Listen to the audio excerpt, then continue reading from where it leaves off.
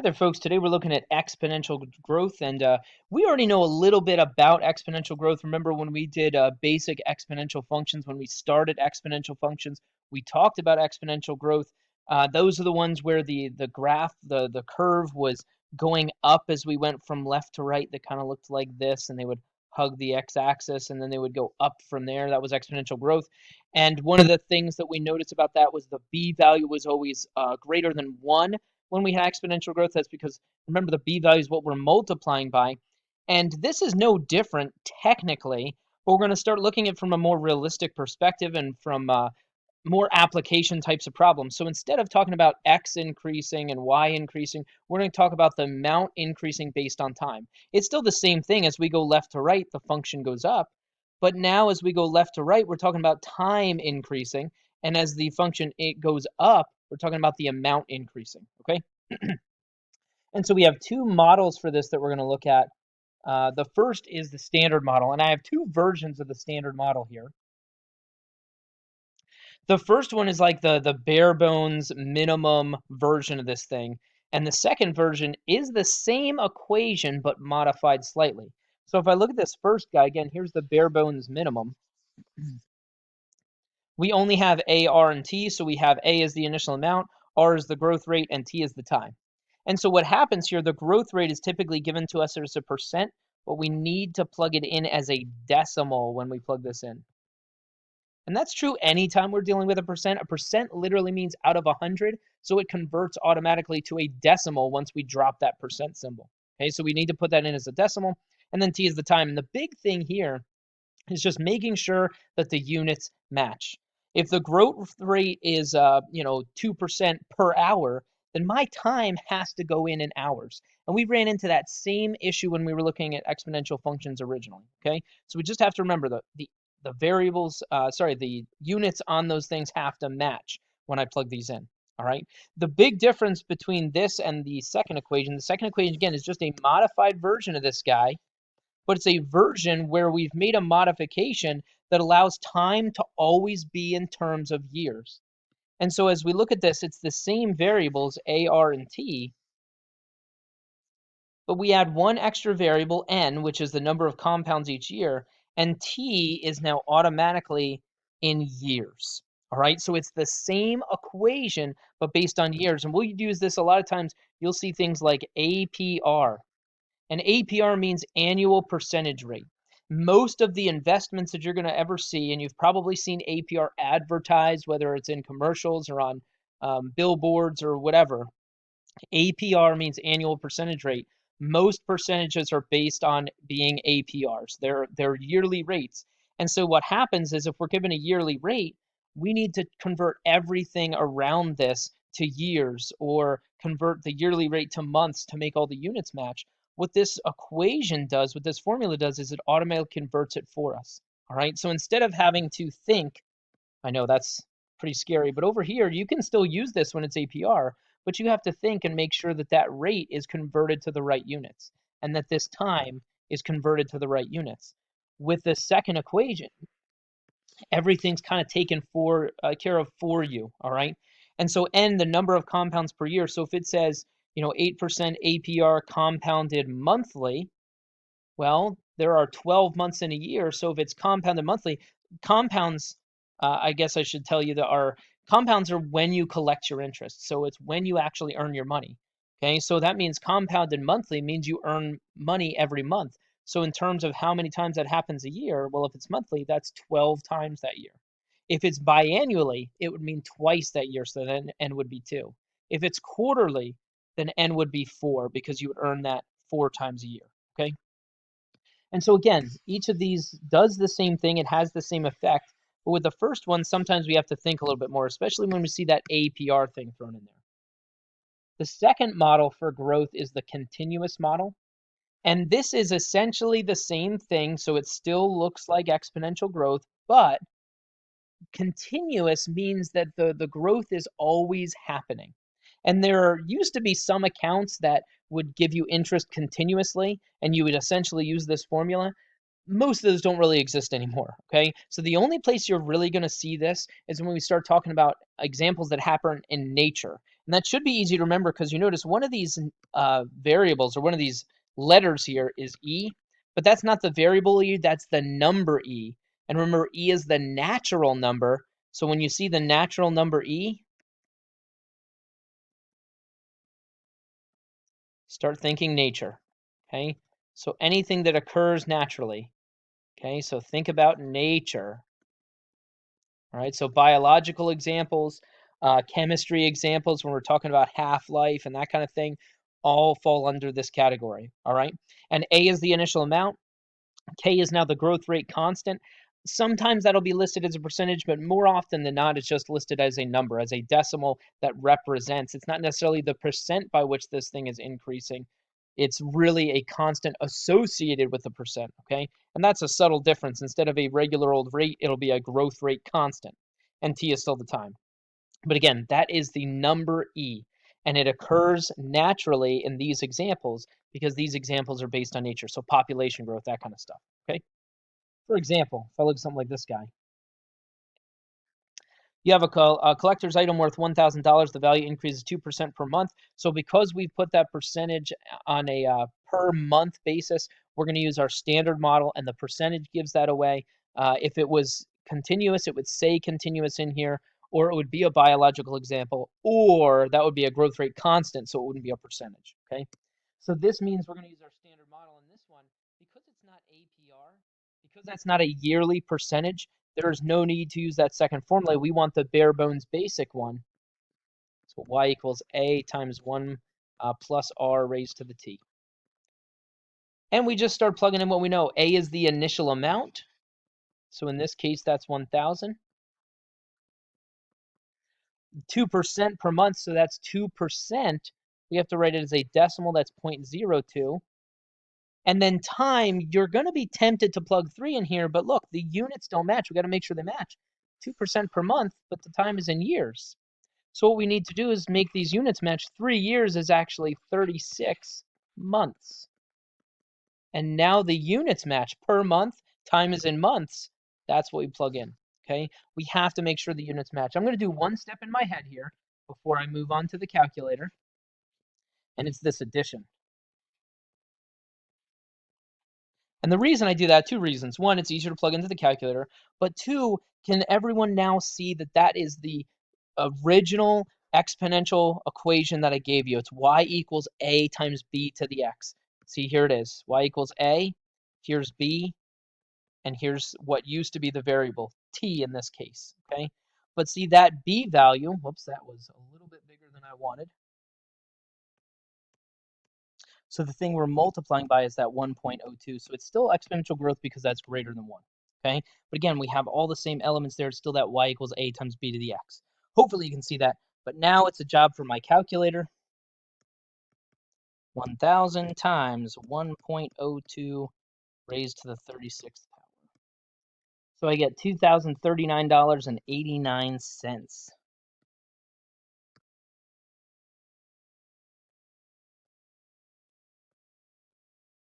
And anytime we're talking about money, you should round it to 2 decimal places without me even having to tell you. Okay? If we look at the next one, here we're depositing $500 in an account that pays 8% APR compounded yearly. What is the account balance after 6 years? So this one, I'm going to use each of those formulas before I show you the next one. We'll just use probably the second formula. But each of those formulas, like if I start with this one, again, the idea is making sure the units match. We'll start thinking about this thing. Hopefully you realize the units already match. 8% APR, that's a yearly rate, and it's compounded yearly, and the time is in years. All the units already match. I just have to plug this in. So that's 500. 1 plus the rate, that's 0.08, and then the time is 6. And again, it's great because all the units match. This ends up being just a job for my calculator when it's all said and done. So now here we go. Let's plug away. Actually, let me scroll down a little bit first. So let's see, 500.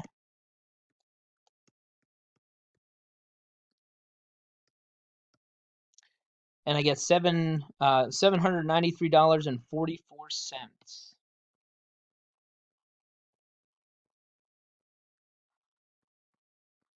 That's it. Okay. If I were to use the other formula, and you're probably going to look at this a little bit sideways and say, okay, well, why in the world are we bothering with this thing? The second formula is going to seem more complicated here, but it pays off in the long run, I promise. Okay. So the second formula we had is this guy, y equals a times 1 plus r over n raised to the nt. Okay. And so it's really mostly the same variables except for that n. That n gets thrown in there. So the initial amount is 500. So the rate is still 0.08. And the time t up here is still a 6. But now what happens is this thing is locked into years, so the year stuff stays, but n is the number of compounds each year. So if it's compounded yearly, it means that n equals a 1. So compounded yearly means I'm going to compound it once each year, so I put a 1 in here. And you're probably going, okay, well, that seems useless. And I get it for this example, but the nice thing is that, yeah, this brings me back to the example I just did moments ago. You notice that's the same as this step right here. And so it's going to yield the same result when it's all said and done. But again, that pays off when all of a sudden the units don't match. And we'll see that in the next example. Okay. So in this example, here's one where the units don't match. Ready? 12% APR compounded monthly this time. See, right away, the units don't match. So investing $5,000 in an account, 12% APR compounded monthly. So if I were to try to take the bare bones minimum version of this thing, here's what it's going to look like. I'm going to start plugging stuff in. I'm going to go, okay, initial amount is 5,000. No problem there. And then 1 plus r raised to the t. But right away, as soon as I go to write that percentage down, I should realize I have a problem. This is 12% APR compounded monthly. Those units already don't match. APR means a yearly percent. So yearly percent compounded monthly, we have to make sure those units match. So 12% APR is like 12% per year. So then what would that be per month? You'd have to divide by 12. See, 12% each year would be like 1% per month. And so now over here, what I'm going to actually plug in is 0.01. I'm going to plug in the 1% because it's compounded monthly. I had to convert that to months. But now I get ready to plug this 2 years in, and wait, those units don't match either. See, now that I have the percentage as per month, the time has to be in months. So that has to be a 24. Okay? And then from there, I can start simplifying this thing.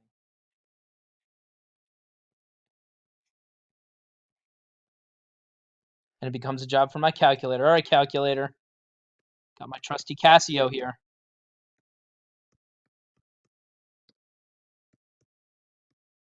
So I got $6,348.68. 63.48. What was it? 68? It's tough getting old and you can't remember things. Oh, yeah, okay. Oh, 67. Did not remember it correctly. Okay.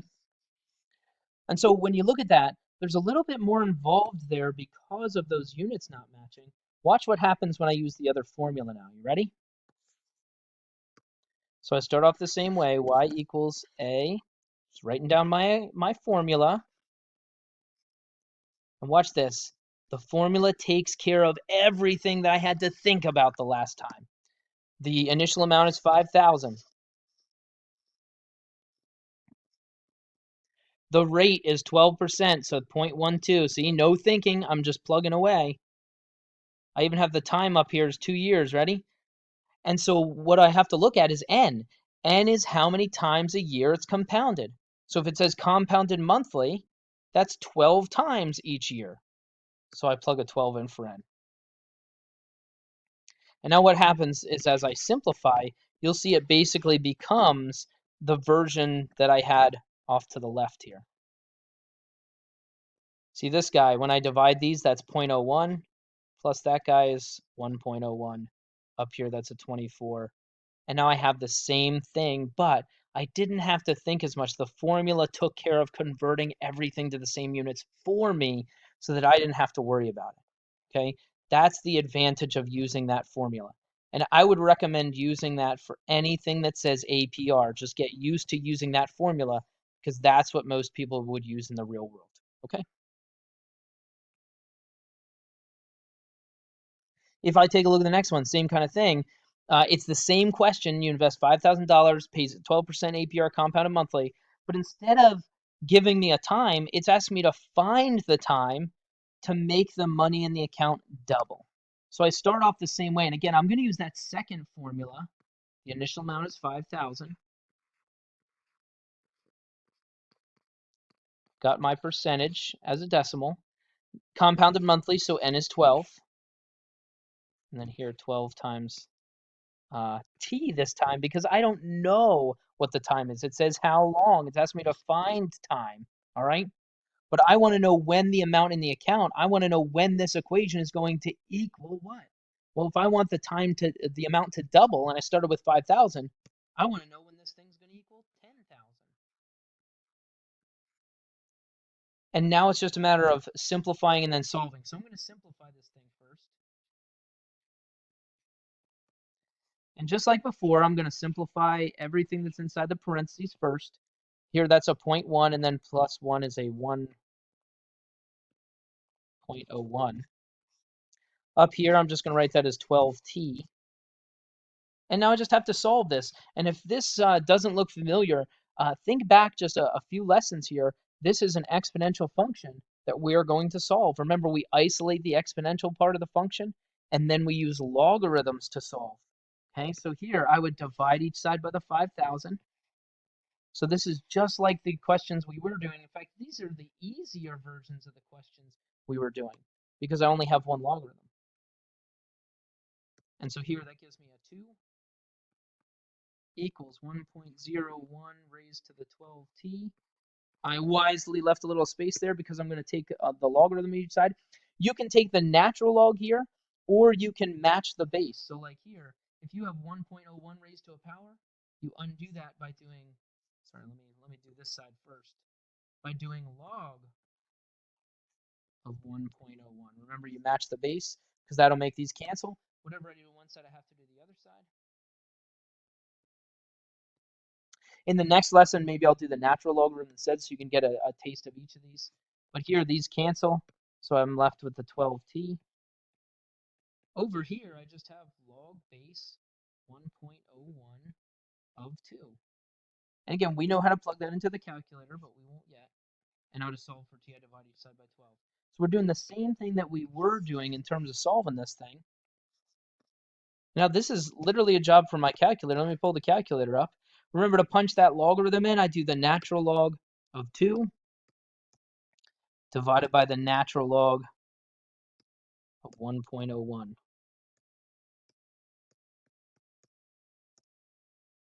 And then I'm going to divide that by 12. So it gives me about 5.8. And once again, the nice thing about using that second formula is we know that that formula is always locked into years, so this spits time out in years, okay? If I were to use the bare bones minimum formula, what's going to happen is when it's all said and done, that thing's going to spit out time in months, and then I'm going to have to convert it, okay? These guys, a colony of bacteria has a growth rate constant of 0.045 per day. If the colony starts with 100 bacteria cells, how many are there left? How many are there after 5 days? And so right away, as soon as we see a biological example, we should start thinking continuous growth.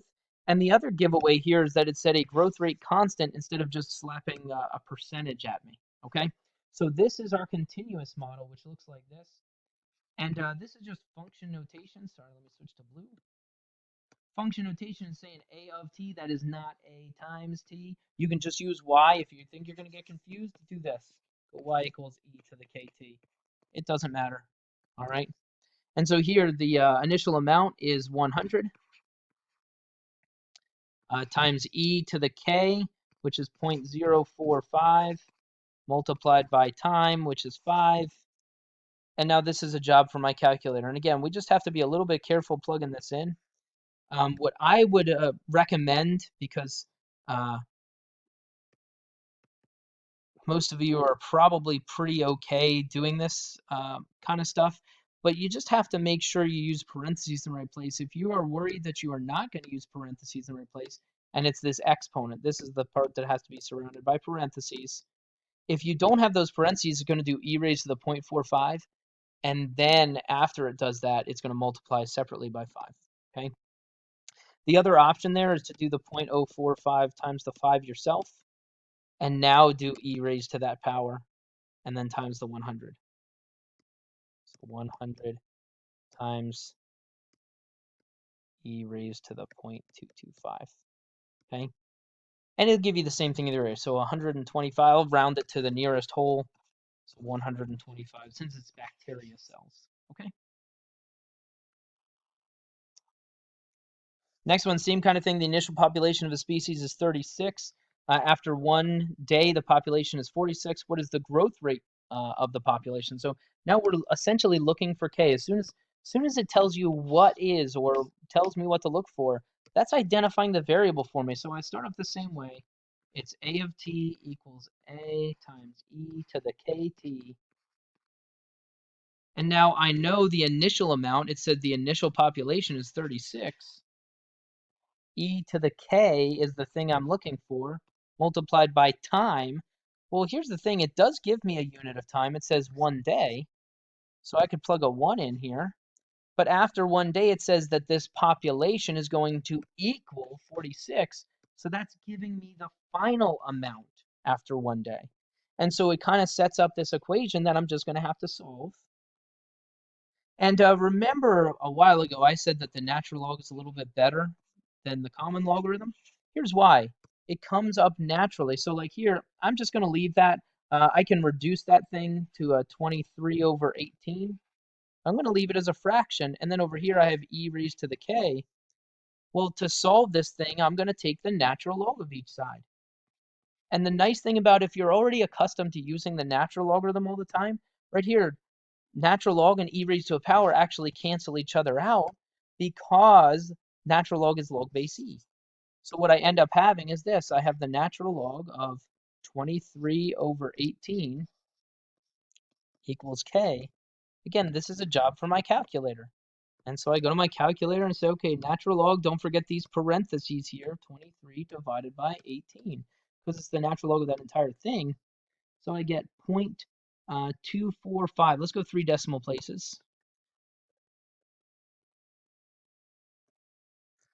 And so the thing about this, if we're looking at something like, 0.245 as the growth rate constant, yeah. What I can do is then use that to make predictions. Notice, when you look at this first question, it took one measurement and then another measurement a day later. Well, now we can use that to make predictions about what's going to happen 2 weeks later, or 1 week later, or 4 weeks later. And so that's what this second question is.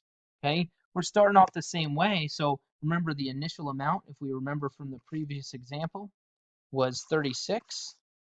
But now the k value is 0.245, and I want to find the new population. And the other thing is that k value, because the time was days, this was per day. And that's important because just like before, we have to make sure the units match. So here when it asks me about 2 weeks, well, I do the same thing. I say the amount based on time equals 36 times e to the k, which is 0.245, multiplied by time, but 2 weeks, because that's per day, I have to enter a 14 in here. And now I'm going to simplify. Now it's a job for my calculator. Again, be careful with parentheses here. 36 times e raised to parentheses 0.245 times 14. And so I get 1,111 point, and we'll just round to the nearest whole number, so 1,112. And the reason I'm rounding this to the nearest whole number, but the last one I rounded to 3 decimal places, is because the k value needs to be very specific in order to give me an accurate result here. If I had rounded that k value to 0.2, my population in the second example would be way off. But I round this to the nearest whole number because we're talking about a population, and I'm not going to have half of a person. Okay?